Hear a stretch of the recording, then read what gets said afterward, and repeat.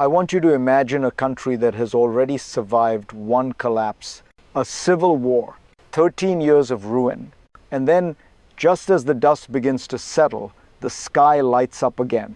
More than 90 precision weapons, over 35 targets, aircraft cutting through Syrian airspace in coordinated waves. This was not an accident. It was not a warning shot. It was a message. The United States, under President Trump, chose retaliation over restraint, not to start a new war, but to remind the world that American power still answers pain with force. I want you to pause here because moments like this shape more than headlines. They shape norms. They redraw invisible lines about who can strike, when, and why. If you want to understand how modern power really works, stay with me. This story is not about missiles alone. It is about the system that made this strike feel inevitable. And to understand that system, we must first define the problem America believes it is solving. Do you want me to write the next part? At its core, this moment forces a simple but uncomfortable question. What does security mean when the war never fully ends? The Islamic State is weaker than it once was. Its territory is gone. Its caliphate collapsed, and yet it still kills. Still ambushes. Still reminds Washington that withdrawal does not equal peace. From the American perspective, the problem is not Syria itself. It is the vacuum Syria represents. A country emerging from 13 years of war. A regime fallen. A new leadership still consolidating control. In that space, armed groups adapt. They hide, they wait, and then they strike soft targets, soldiers, partners, interpreters. Operation Hawkeye Strike is built on one belief. Deterrence must be immediate, precise, unambiguous, hit fast, hit hard, signal that cost will always outweigh benefit. But here is the deeper issue. Deterrence assumes rational fear. And not every actor in a shattered landscape fears the same things. To see why this logic keeps repeating, we need to look backward at how Syria arrived at this fragile moment in the first place. To understand why this cycle keeps returning, we have to rewind the clock. Not to last month, not even to last year, but to the long arc of collapse that reshaped Syria itself.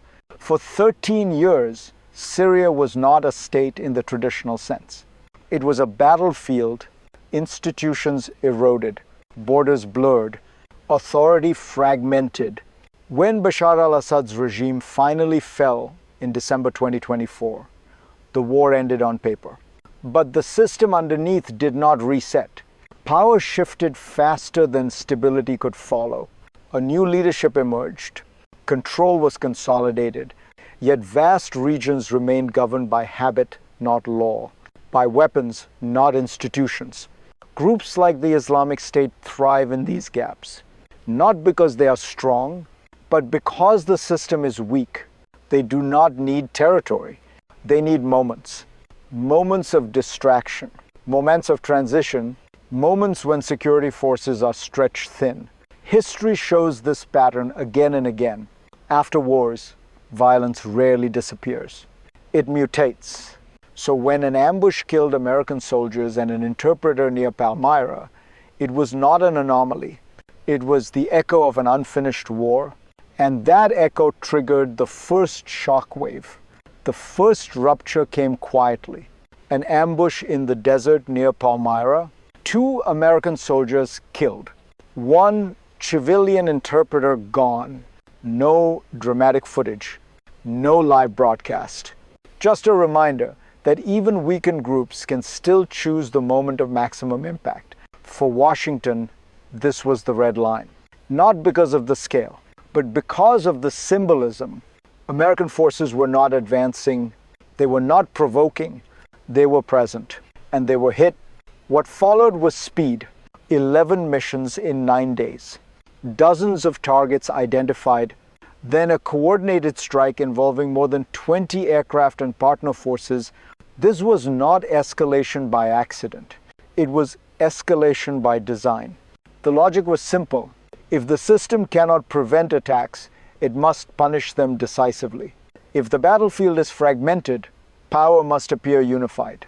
If this analysis matters to you, now is the moment to engage, because this pattern is becoming the new normal in modern conflict. But here is the deeper meaning of this first crisis. It wasn't about revenge, it was about credibility. And credibility, once tested, demands a response. That response leads us to the machinery behind the strikes, the invisible system that makes retaliation feel automatic. What made this operation feel almost inevitable was not emotion, it was structure. Modern military power no longer waits for long debates. It runs on pre-approved frameworks, target banks, rules of engagement, strike packages designed long before a trigger is pulled. Operation Hawkeye Strike followed that logic precisely. Precision over occupation, punishment over presence, speed over symbolism. This is how power operates when wars are politically costly but vulnerability is unacceptable. You do not conquer. You correct. The aircraft mattered less than the message. 15 Es, drone is gunships, partner jets, all signaling coordination, reach, and readiness.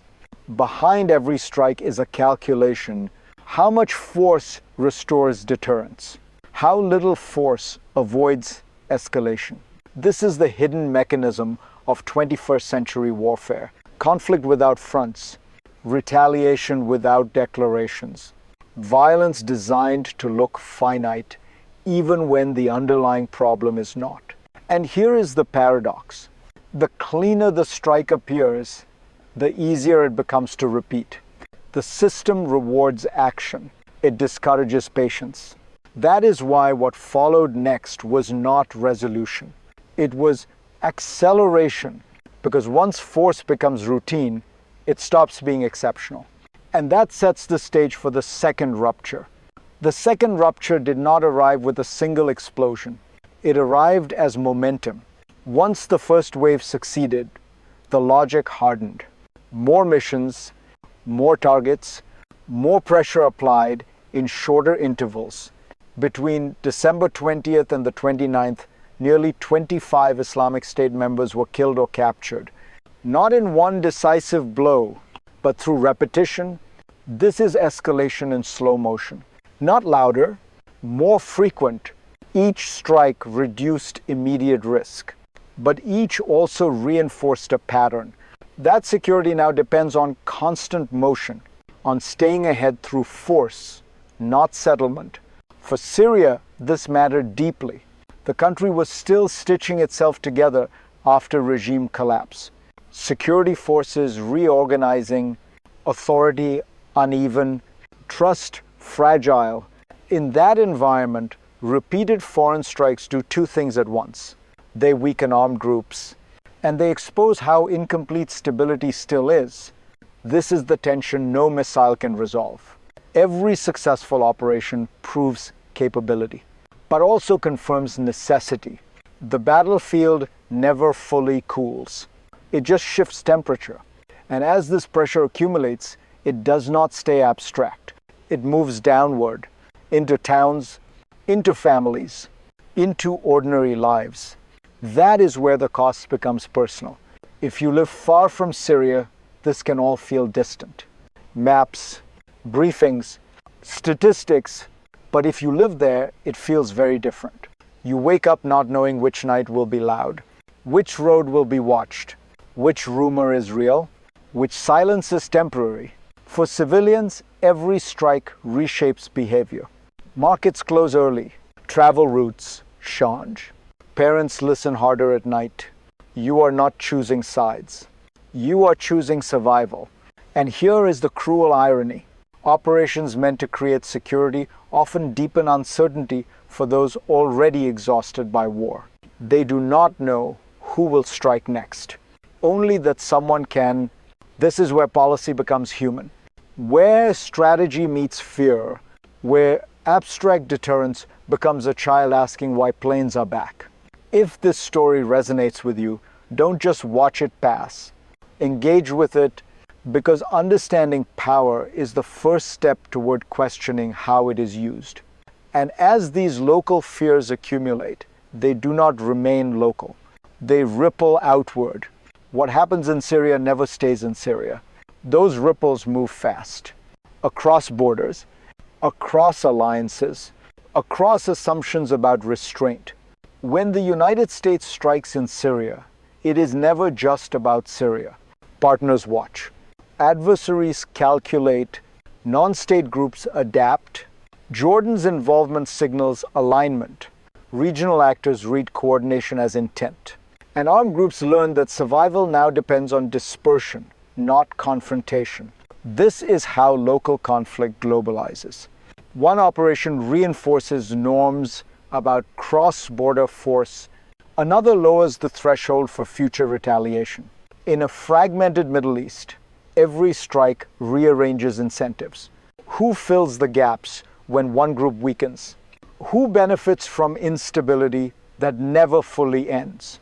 The message of Hawkeye Strike travels beyond its targets. It tells allies that protection is conditional but real.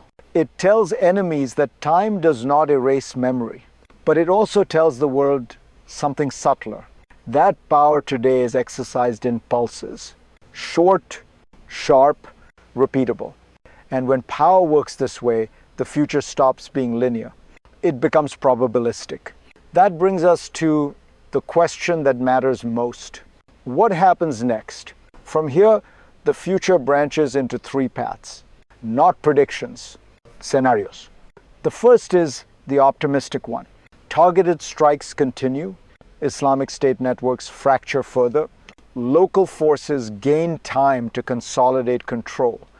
Violence does not disappear, but it recedes into the margins. Security becomes imperfect, yet sustainable. The second path is more familiar. The middle ground. Strikes prevent major attacks but never end them. Operations repeat. Years pass. The conflict settles into a low, constant hum, manageable, enduring, politically invisible until it suddenly isn't. And then there is the third path, the dangerous one. Retaliation hardens resistance. Groups adapt faster than systems reform. New actors emerge from old grievances. Each strike solves yesterday's problem while planting tomorrow's. This is the core lesson of modern power. Force can shape behavior. It cannot rebuild systems. Syria's future will not be decided by aircraft alone. It will be decided by whether security becomes institutional or remains episodic. The uncomfortable truth is this: every choice narrows the next set of options. And now, one final question remains. What does this moment reveal about how power is used and justified today? This moment tells us something essential about the world we now live in. Power no longer announces itself with invasions. It arrives in calibrated strikes, in statements that promise vengeance, not war, in operations designed to look temporary yet repeatable. I am not asking you to choose a side. I am asking you to see the pattern. Security today is managed, not resolved. Violence is contained, not concluded. And stability is measured in intervals between crises. Operation Hawkeye Strike will not be the last of its kind, because the system that produced it rewards speed over reflection and response over restraint. The real question is not whether these strikes work. It is what they normalize. If force becomes the default language of credibility, then every future shock will demand a louder reply. So when you watch the next headline flash across your screen, remember this moment. Remember how inevitability is constructed. If you want to understand power as it truly operates today, not as rhetoric, but as system, stay with this conversation.